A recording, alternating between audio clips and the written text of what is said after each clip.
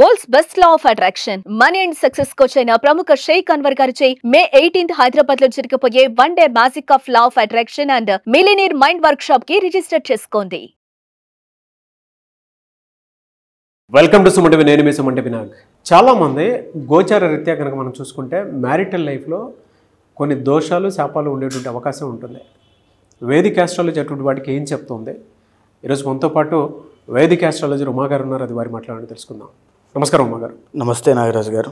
Vedic astrology ప్రకారం కనుక మనం చూస్తే ఏ మ్యారిటల్ రిలేషన్షిప్లో అయినా సరే కొన్ని థింగ్స్ వలన డెఫినెట్గా గొడవలు జరిగే అవకాశం ఉంటుంది. సో జనరల్గా మనం చూసుకుంటే గోచార రీత్యా ఏ రాశి వారికి ఏ విధంగా ఉండే అవకాశం ఉంటుంది అండ్ ఆ శాపాలు అండ్ ఆ దోషాలు ఏ విధంగా ఉండే అవకాశం ఎక్కువగా ఉంటుందండి అసలు? తప్పకుండా అండి. ఏదైతే మనం మాట్లాడుకునేటువంటి వైవాహిక జీవిత సమస్యల్లో కనుక ఎందుకు అకారణంగా తగాదాలు కానీ గొడవలు కానీ విభేదాలు అంటే మ్యారీడ్ లైఫ్ మీద చాలామందికి చాలా రకాలుగా హోప్స్ ఉంటాయండి. నా భర్త ఎలా ఉండాలి, నా భార్య ఎలా ఉండాలి, నేను పెళ్ళైన తర్వాత ఇలా బ్రతకాలని చాలా ఆశలు ఉంటాయి. కానీ అనుకోని విధంగా ఎన్నో రకాల ప్రభావాల వల్ల ఎందుకు ఇబ్బంది పడతారు, ఎందుకు విడిపోతారు, ఎందుకు చనిపోవడం జరుగుతుంది, ఇవన్నీ తెలుసుకోవాలి అనుకుంటే ప్రతి మనిషికి తనకి తెలియనటువంటి చేసినటువంటి కర్మల వల్ల వచ్చినటువంటి శాపాలు కొన్ని ఉంటాయండి.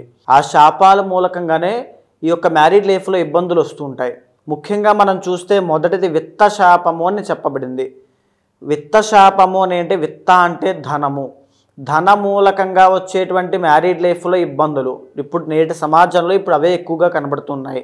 అంటే ఆస్తి కానీ ఆర్థిక వ్యవహారాల్లో కానీ వ్యాపారంలో కానీ తెలుసో తెలియకో చేసినటువంటి అవినీతి, అది వంశపారంపర్యంగా ఎవరు చేసినా లేదా ఆ వ్యక్తి తన పూర్వజన్మలో కానీ ఆ జన్మలో కానీ చేసినా దానివల్ల వచ్చేటువంటి శాపమే విత్త శాపము. దీని మూలకంగా ఏం జరుగుతుంది అంటే సంపద ఎంత సంపాదించినా నిలబడదు. వీళ్ళు సంపాదించినటువంటి సంపద అంతా కూడా ఎవరో అనుభవిస్తూ ఉంటారు. అప్పుల పాలైపోవటం మీరు బాగా గమనిస్తే ఇద్దరికి పెళ్ళైన తర్వాత ఇద్దరు వ్యక్తులు కలిసిన తర్వాత తీవ్రమైన అప్పుల్లోకి వెళ్ళిపోవడం, ఆస్తి నష్టం కలగడం ఇవన్నీ జరుగుతూ ఉంటాయి. ఇది సడన్గా ఎందుకు జరిగింది, ఆ భార్యనో భర్తనో దూషించి నీ వల్లే ఇలా జరిగింది అని చెప్పి మనం వింటూ ఉంటాం ఇలాంటి మాటలన్నీ. దీనికి కారణము విత్త శాపం నాగరాజు గారు.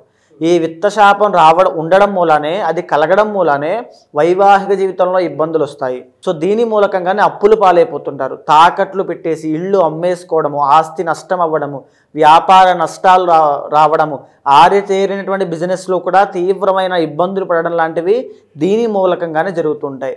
దీని మూలకంగానే మ్యారీడ్ లైఫ్లో తీవ్రమైన ఇబ్బందులు వస్తూ ఉంటాయి. వినకూడనటువంటి మాటలు వింటారు, తద్వారా విభేదాలు, అనేక రకాల సమస్యలకి విత్త శాపం అనేటువంటిది కారణం అవుతుంది. ఇక రెండవది చూస్తే విషయ శాపము. శుక్రబలం తగ్గడం మూలాన వచ్చేటువంటి శాపముగా దీన్ని గుర్తించవచ్చు.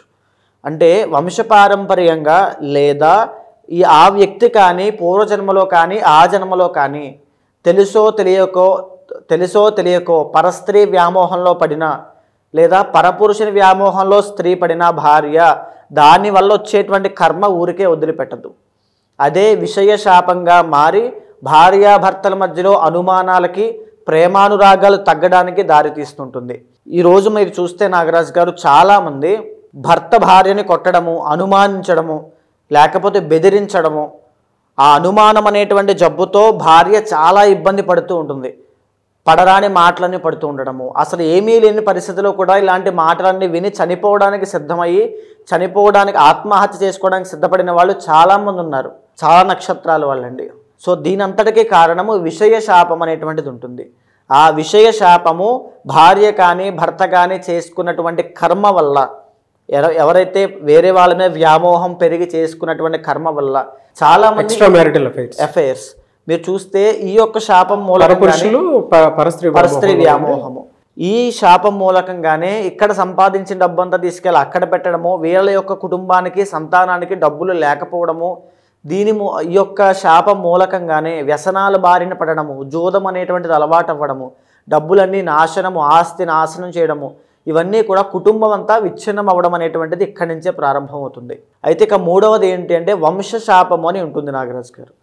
వంశపారంపర్యంగా ఎవరైనా సరే పవిత్ర జీవరాశులుగా పిలువబడేటువంటి సర్పాలను చంపినా, హింసించినా లేదా అవి కలిసినప్పుడు వాటిని విడగొట్టే ప్రయత్నం చేసినా ఈ వంశశాపం అనేటువంటిది వస్తుంది. దీనిని మనం జాతకంలో పంచమ స్థానంలో కేతువు, పంచమంలో రాహువుగా, పంచమంలో శని భగవానుడుగా, పంచమంలో శని రాహుల కాంబినేషన్గా గుర్తిస్తూ ఉంటాం, లేదా కాలసర్పదోషంగా. దీని మూలకంగా ఏం జరుగుతుందంటే సంతానము కలగకపోవడము, మిస్క్యారీ అవ్వడము, పుట్టినటువంటి సంతానము బాల అరిష్టంతో జన్మించడము, మాటలు సరిగ్గా రాకపోవడము, ఇంకా చైతన్యం రాకపోవడము, అవిజ్ఞానం రాకపోవడము, విద్యలో అభివృద్ధి లేకపోవడము, చిన్న వయసు నుంచి ఆరోగ్య సమస్యలు, వ్యసనాలు, జోదరిలాగా అయిపోవడము, తల్లిదండ్రుల మాట వినకపోవడము, తద్వారా వచ్చేటువంటి మ్యారీడ్ లైఫ్లో ఇబ్బందులు, ఇవన్నీ కూడా ఈ వంశశాపం మూలకంగా వస్తుంటాయి. ఈ వంశశాపం అనేటువంటిది చాలా తీవ్రమైందండి. ఒక ఇంటి యొక్క శాంతిని మొత్తాన్ని భంగం చేసేస్తుంది. ప్రశాంతంగా ఎవరు ఉండలేరు. తరువాత 4వది కర్మవశము అని ఉంటుందండి. కర్మవశము అని అంటే ఉదాహరణకి భార్యాభర్తలు జాతకాలు చేసుకున్నా, చూసుకోకుండా చేసుకున్నా, లవ్ మ్యారేజ్ చేసుకున్నా, ఇద్దరి యొక్క మనస్తత్వాలు కుదరకపోవడము, ఈగో ప్రాబ్లమ్స్కి వెళ్ళడము, నువ్వా నేనా అనేటువంటిది, ఇద్దరికి డబ్బులుంటాయి, ఇద్దరు కుటుంబాలు బాగుంటాయి, వీళ్ళకి ఒకరికొకరు నచ్చదు అంటే బిఫోర్ అండ్ ఆఫ్టర్లా ఉంటుంది. గొడవలు అవ్వడము, పెద్ద మనుషుల దగ్గరికి వెళ్ళడము, విడాకులు, లేదా పెళ్ళైనటువంటి వెరీ షార్ట్ పీరియడ్ ఆఫ్ టైంలోనే వైధవ్యం అనేటువంటిది కలగడము, అంటే భర్త చనిపోవడం లాంటివి జరుగుతూ ఉంటాయి. సో దీన్ని అష్టమ స్థానంలో ఉండేటువంటి కుజుడు కుజదోషంగా, కర్కోటక అనేటువంటి కాలసర్పదోషంగా గుర్తించవచ్చు. అష్టమ స్థానంలో రాహు, ఈ యొక్క కేతు ప్రభావం వల్ల. ఈ యొక్క కర్మవశం అనేటువంటిది ఎవరికైతే ఉంటుందో వాళ్ళు ప్రశాంతంగా ఉండలేరు. Within 1 year తిరగకుండానే విడిపోతుంటారు. ఇది కర్మవశం. పూర్వజన్మలో చేసుకున్నటువంటి కర్మ, తరతరాలుగా వచ్చినటువంటి కర్మ, ఎక్కువగా సంతానాన్ని పొందడము, ఇవన్నీ కూడా శాపాన్ని గుర్తించేటువంటి విధానంగా మనం చెప్పచ్చు. అయితే ఈ యొక్క కర్మశాపాన్ని ఇంకా మనం గుర్తించాలి అంటే భార్యాభర్తలు దూరం అవ్వడం అండి. ఐదర్ భార్యకి యాక్సిడెంటే దూరం అయినా, తీవ్రమైనటువంటి ఆరోగ్య సమస్య చిన్న వయసులో పెళ్ళైన తరువాత వచ్చి దూరమైనా, భర్తకి ఆరోగ్య సమస్య వచ్చి దూరమైనా, యాక్సిడెంట్స్ ప్రమాదంలో గురై దూరమైనా, ఎలాగైనా సరే వాళ్ళిద్దరూ కలిసి ఉండడం అనేటువంటిది జరగదు.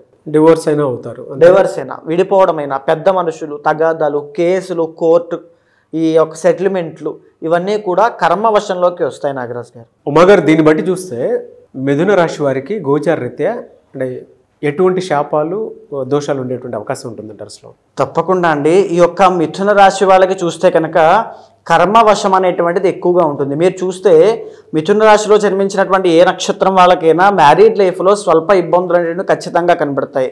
దీంతో పాటుగా ద్వికళత్ర యోగం అనేటువంటిది వీళ్ళకి ఖచ్చితంగా ఉంటుంది. అంటే 2 మ్యారేజెస్ అవ్వడం కానీ, లేదా మ్యారేజ్ అయిన తర్వాత కలిసి రాకపోవడం కానీ, బికాజ్ వీళ్ళకి మళ్ళా ఇది కూడా ఉంటుందండి. ఏమిటి అంటే వంశశాపం అనేటువంటిది కూడా ఉంటుంది. ఏదైతే ద్వికేంద్రాధిపత్యోహో పూర్ణ పాపి అన్నట్టుగా గురుబలం అనేటువంటిది వీళ్ళకి జనరల్గానే ఉండదో, సంతానపరమైనటువంటి సమస్య రావడానికి కూడా కారణం ఇదే. దీంతో పాటుగా విత్తశాపానికి కూడా కారణం ఇదే. ఇక్కడ చూస్తే కర్మవశం అనేటువంటి శాపం మూలకంగా పెళ్ళైన తర్వాత చాలా కొద్ది రోజులకే ఇద్దరికి విభేదాలు రావడం జరుగుతుంది.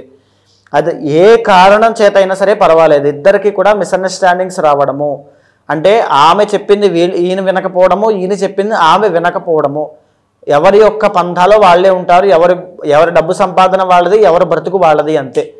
ఇద్దరికి కూడా ఏమాత్రం పొంతన ఉండదు. అది జాతకాలు చూసుకున్నా చూసుకోలేకపోయినా ఇదే కర్మవశం అండి. దీని మూలకంగానే పెళ్ళి ఇంకా విడిపోకుండానే చాలామంది ఇంకో దాంట్లోకి వెళ్తూ ఉంటారు, రిలేషన్లోకి వెళ్తుంటారు. అది ఇలాంటి యొక్క సమస్య వల్ల కర్మవశం వల్లనే సంభవిస్తూ ఉంటుంది. ఈ కర్మవశం అనేటువంటి శాప మూలకంగానే ద్వికళత్ర యోగము, 2 మ్యారేజెస్ చేసుకోవడము, 3 మ్యారేజెస్ చేసుకోవడం లాంటివి జరిగే అవకాశం ఉంటుంది.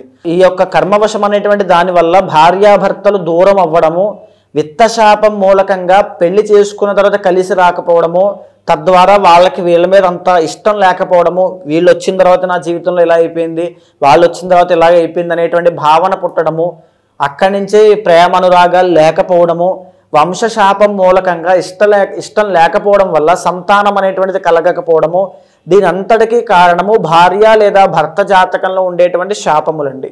ఈ శాపముల మూలకంగానే వాళ్ళకి సంతానము కలగదు, వాళ్ళ యొక్క వంశాభివృద్ధి జరగదు, మ్యారీడ్ లైఫ్లో ఏది ఒక కొలిక్కి రాదు, డైవర్స్ తీసుకోరు, కలిసి ఉండరు, సంతానం కలగరు, అలాగని ఆనందంగా ఉండలేరు. ఎవరు ఏం చేయాలో ఇద్దరికీ అర్థం కాదు, ఇద్దరు ఒక డైలమా ఫేజ్లో ఉంటారు. ఇలా ఉన్నటువంటి వాళ్ళంతా కూడా ఈ 3 శాపాల్లో ఇరుక్కున్న వాళ్ళే. ఒక పక్క ఆర్థిక అభివృద్ధి ఉండదు, అన్నీ కూడా డబ్బు నష్టం అవుతూనే ఉంటుంది. ఆయన బ్లేమ్ చేసుకోవడం, ఆయన ఈమెను బ్లేమ్ చేసుకోవడం, అంతే. తర్వాత రెండవది సంతానం కలగరు, తల్లిదండ్రుల దగ్గర నుంచి ప్రెషరు, మనశ్శాంతి ఉండదు. తరువాత ఇంకా చెప్పాలంటే కర్మ వశం వల్ల ఇద్దరూ కలిసి ఉండకపోవడం వల్ల ఒకళ్ళు ఒక చోట ఉండడం వల్ల ఏమాత్రము సుఖ సంతోషాలు ఉండదు. వంశం అంతా కూడా ఇబ్బంది పడుతూనే ఉంటుంది. ఈ యొక్క శాపములన్నీ కూడా ఈ మిథున రాశిలో జన్మించిన వాళ్ళకి ఉంటాయి. ఎవరైతే ఇలాంటి విషయాల్లో ఇబ్బంది పడుతూ ఉన్నారో ఇలాంటి వాళ్ళు వెంటనే పర్సనల్ చార్ట్స్ చూసుకోవాలి. పర్సనల్ చార్ట్స్లో ఎలా గుర్తించాలి అంటే, ఉదాహరణకి కుజదోషం ఉంది అనుకోండి, సప్తమ స్థానంలో కుజుడు అని ఉంటారు. దాని మూలకంగా ఈ యొక్క కర్మవశము అనేటువంటిది వస్తూ ఉంటుంది. ఇద్దరు దూరంగా ఉండడము, వ్యాపారంలో నష్టాలు చూడడము, పెళ్ళైన తర్వాత ఇబ్బందులు కలగడము, పెళ్ళైన with in short period of టైంలోనే ఇద్దరికి ఒకరి మీద ఒకరికి చిరాకు వస్తూ ఉంటుంది, అనవసరంగా చేసుకున్నానని. ఆ రకమైన ప్రభావాలన్నీ కూడా ఆ రకంగా గుర్తించాలి కుజుడి యొక్క సంచారం వల్ల. తరువాత ఏదైతే కర్కోటక అని పిలువబడేటువంటి కాలసర్పదోషం ఉంటుందో దాని మూలకంగా ఆర్థిక నష్టాలు, విత్త శాపం అనేటువంటి దాన్ని గుర్తించవచ్చు. ద్వితీయ స్థానంలో శని రాహుల కాంబినేషన్ వల్ల ఈ యొక్క వంశ శాపం అనేటువంటి దాన్ని గుర్తించవచ్చు. సో దీని మూలకంగా ఏదైతే పర్సనల్ చార్ట్స్ చూసిన తర్వాత వాళ్ళు తగినటువంటి శాంతి పూజలు ఆచరించేంత వరకు కూడా ఈ శాపములు వస్తూనే ఉంటాయండి. పూజలు ఆచరించడము అనంటే కర్మని ప్రాయశ్చిత్తం చేసుకోవడము అని అర్థము, తప్పు తెలుసుకుని ప్రాయశ్చిత్తం చేసుకోవడము అని అర్థము. ఇలాగ సర్పాలని చంపడం వల్ల, ఎవరినో హింసించడం వల్ల, విత్తశాపానికి చెప్పుకున్నట్టుగా తరతరాలుగా వచ్చినటువంటి కర్మ వల్ల ఈ ఇబ్బందులు సంభవిస్తూ ఉంటాయండి. దీన్ని తొలగించుకునేటువంటి మార్గమే ప్రాయశ్చిత్తము.